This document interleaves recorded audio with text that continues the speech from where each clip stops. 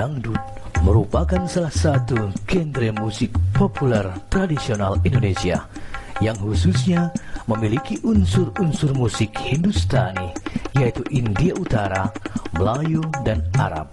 Dangdut memiliki ciri khas pada dentuman tabla, alat musik perkusi India, dan gendang.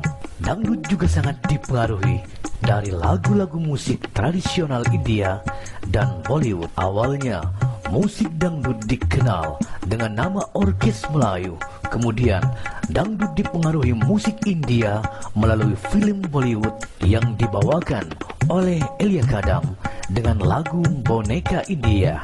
Hatiku gembira, riang tak terkira, mendengar berita, kabar dan bahagia.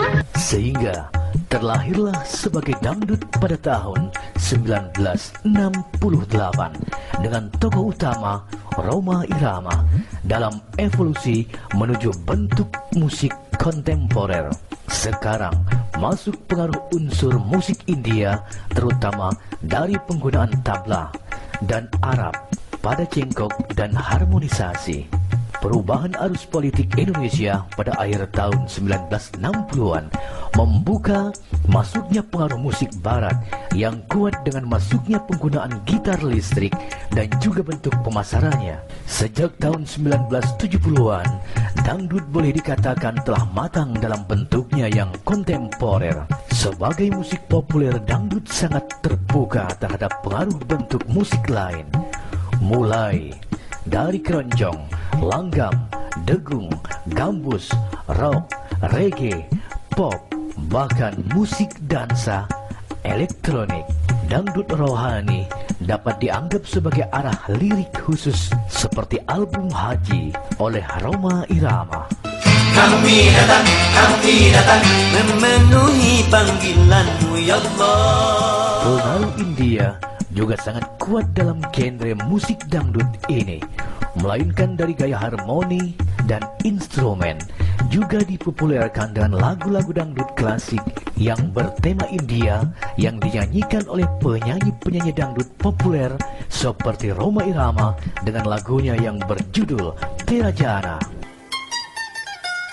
Pernah aku melihat musik di Taman Ria, iramanya Melayu, duhai sedap sekali. Iramanya Melayu, duhai sedap sekali. Mansur dengan lagunya yang berjudul Kana. Kana,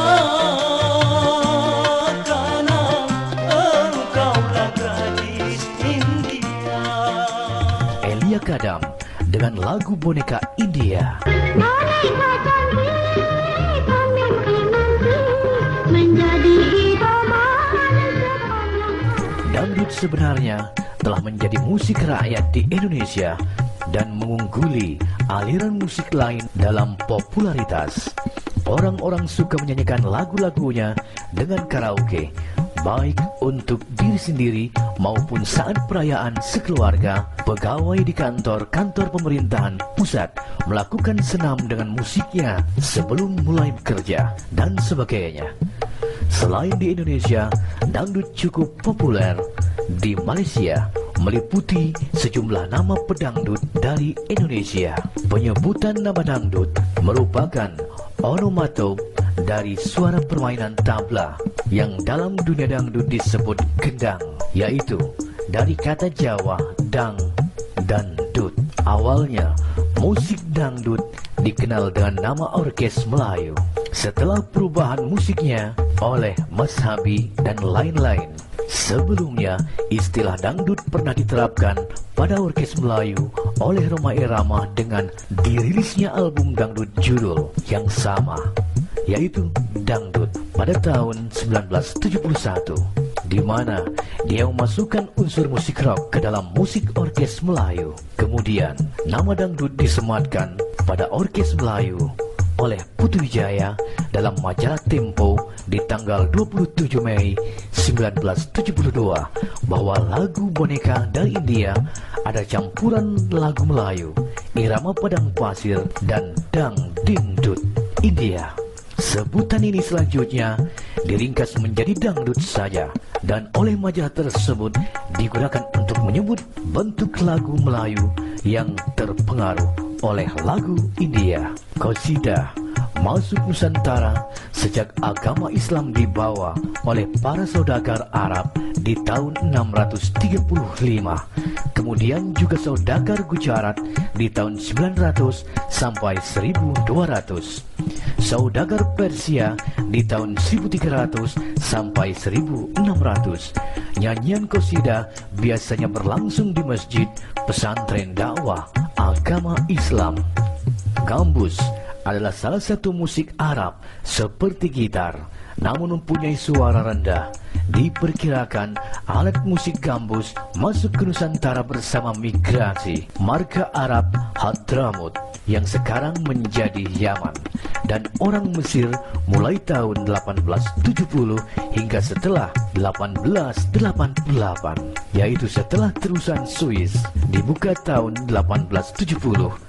Pelabuhan Tanjung Priuk Jakarta Utara dibangun di tahun 1877. Para musisi Arab sering mendendangkan musik Arab dengan iringan gambus. Pada abad ke-20, penduduk Arab Indonesia senang mendengarkan lagu gambus, dan sekitar tahun 1930, Syekh Albar, ayah dari Ahmad Albar, mendirikan orkes gambus di Surabaya. Ia juga membuat rekaman piringan hitam dengan Kolombia di tahun 1930-an yang laku di pasaran Malaysia dan Singapura. Musik Melayu Delhi lahir sekitar tahun 1940 di Sumatera Utara bersama Hussein Bawafi dan Muhammad Mashabi, kemudian menjalar ke Batavia dengan berdirinya Orkes Melayu. Pada tahun 1950, musik Amerika Latin masuk ke Indonesia oleh Xavier Cugat dan Edmundo Ros serta Perez Prado, termasuk trio Los Panchos dan Los Paragos. Irama Latin ini kemudian lekat dengan orang Indonesia. Kemudian berbagai lagu Minang juga muncul bersama Orkes Gumarang dan Zainal Combo. Dangdut kontemporer telah berbeda dari akarnya. Musik Melayu meskipun orang masih dapat merasakan sentuhannya. Pada tahun 1950-an dan 1960-an, banyak berkembang orkes-orkes Melayu di Jakarta yang memainkan lagu-lagu Melayu Delhi dan Sumatera di sekitar Medan. Orkes Melayu biasa disingkat sebutan yang masih sering dipakai untuk suatu grup musik dangdut yang asli menggunakan alat musik seperti gitar akustik, akordeon, rebana, gambus, dan suling, bahkan gong. Musik Melayu Delhi awalnya di tahun 1940-an lahir di daerah Delhi Medan. Kemudian musik Melayu Delhi juga berkembang di daerah lain, termasuk Jakarta. Pada masa ini, mulai masuk eksperimen masuknya unsur India dalam musik Melayu. Perkembangan dunia sinema pada masa itu dan politik anti-barat dan Presiden Soekarno menjadi pupuk bagi grup-grup ini. Dari masa ini dapat dicatat nama-nama seperti Ramli dari Malaysia, Said Effendi dengan lagu Seroja, Elia dengan gaya panggung seperti penari India, sang pencipta boneka dari India, Hussein Bawafi, salah seorang penulis lagu Ratapan Anak Tiri, Munif Bahaswan, pencipta Beban Asmara, serta Emas Habi, pencipta skor film Ratapan Anak Tiri yang sangat populer di tahun 70-an. Perubahan musik Melayu oleh Emas Habi pada tahun 60-an dapat dilakukan merintis bentuk dangdut seperti yang dikenal sekarang ini. Gaya bermusik masa kini masih terus bertahan hingga 1970-an.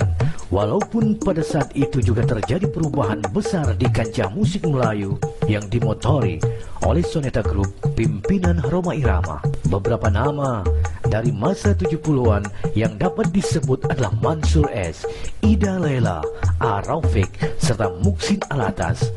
Populernya musik Melayu dapat dilihat dari keluarnya beberapa album pop Melayu oleh kelompok musik pop Kus Plus pada masa jayanya.